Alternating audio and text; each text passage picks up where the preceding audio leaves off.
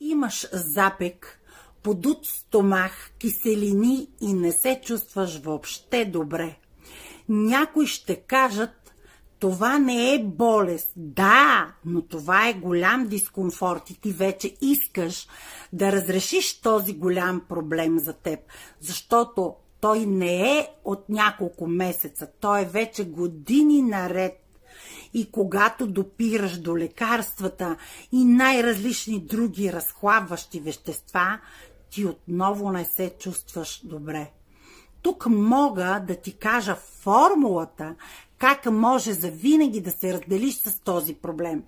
Повече да нямаш запек, лесно да ходиш по голяма нужда, да нямаш подут стомах, да нямаш киселини, гастрит, колит, най-различни други стомашно-чревни заболявания. Как може да стане това?